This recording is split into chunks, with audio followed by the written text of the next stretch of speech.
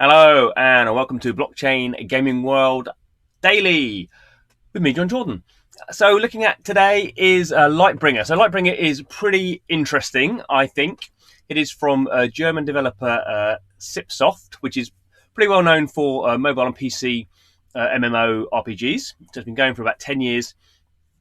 And this is its first blockchain game, and it being a kind of a German, fairly hardcore RPG, it's made a fairly Germanic hardcore RPG.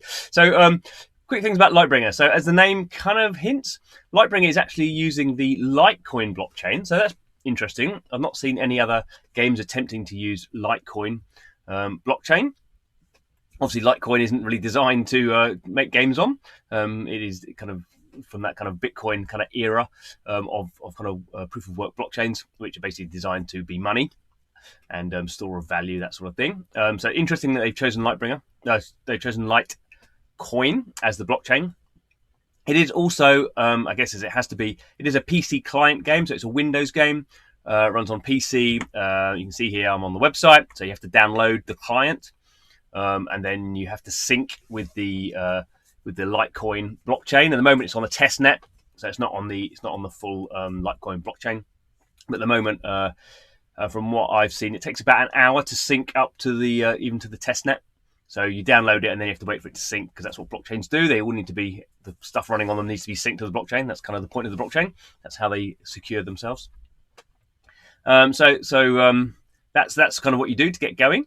You can see here they're saying it's a true blockchain gaming. This is kind of something we talk about in the it's kind of interesting in the blockchain game space. So there are a few projects like this. I guess the obvious one is Zaya, which is uses its own blockchain, also PC based, and for that you have to download the PC game, and actually the uses the Zaya. They have their own blockchain, which is kind of in a sense broadly similar to Litecoin. So there's a couple of kind of companies doing this sort of hardcore PC gaming, and a lot of the other stuff is more what we see kind of dApps or using Ethereum to secure NFTs. This is not that sort of game. Okay, let's go and have a look.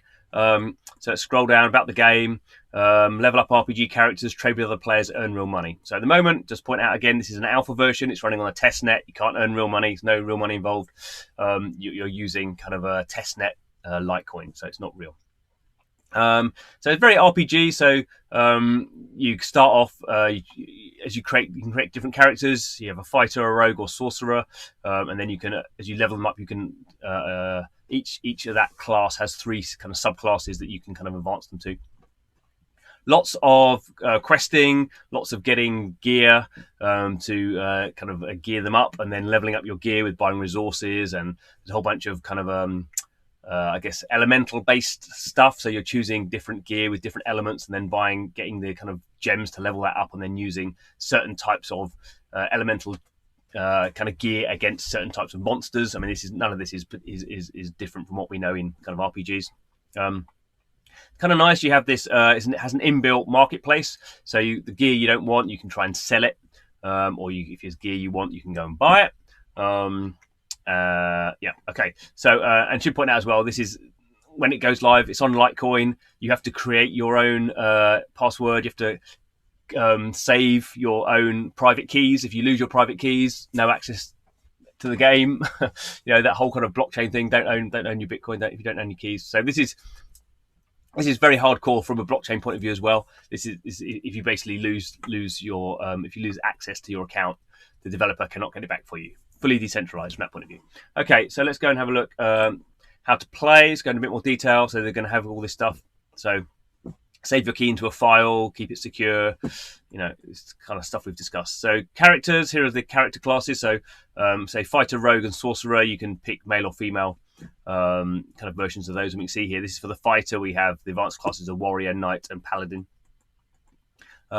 Takes a few minutes for quests to begin. So obviously it's a blockchain game running on Litecoin, so the quests are limited to a certain number of blocks. You can't do anything faster than a block. So it's kind of turn-based from that point of view. And you kind of set your characters off on a quest. It may take one block, may take 8 blocks. As you level further up into the game, the quests take longer. So you have to wait for those to happen, and then you kind of get loot back from that, depending on kind of what quest you've done. Then here's an equip screen. So this is this is where you equip the gear that you've got. You just kind of pull it on. Elemental stones, we mentioned this. So equipment items can be upgraded with elemental stones of the same element. So this one here is some armor, and it's the this is the element. Whatever, I don't know what that one is, but you go and collect that by going to the shrine where the element is, and then you kind of level it up. So here we have an upgrade thing. So we can see it's very kind of PC, kind of heavy. Look at all these stats we've got going on here. We can see this is the chest plate of disarming. It's a plate. It goes on the chest. It's a holy element. So that's what that little kind of star thing was. We can level it up. We can evolve it. Elemental abilities. So the holy one is good against this kind of red angry fist one, which is good against this kind of a green leaf, which is good against lightning. I mean, that whole typical sort of thing. Monsters are sensitive or resistant to certain abilities. You also need keys, so you collect keys, and that gives you access to these. This is like the map. It's like a 2D map, and you just kind of move around and choose what you want to do, but you access those by the keys. And then we have this advanced class. So this is the male version. This is the warrior, the knight, and the paladin. So that obviously gives you different skills, and you can evolve your character as well. So there we go.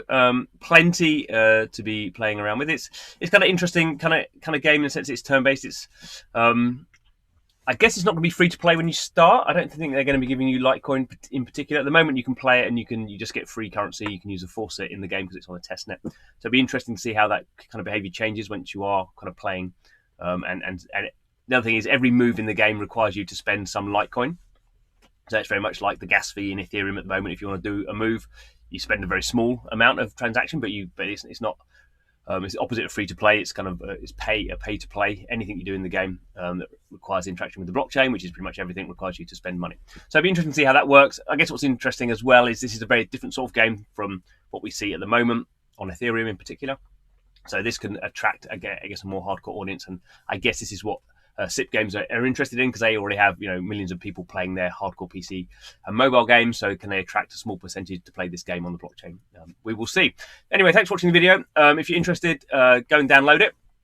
So LiteBringer.com is where you will find the download. I don't think you need particularly high PC specs to play it. It's not a 3D whiz bang shooter or anything like that. It's a kind of menu based game. So should be okay for most people to play it, I think. I will certainly be playing it, do more videos about it. But thanks for watching this video. Don't forget to subscribe. Blockchain Gaming World, all about the world of blockchain games.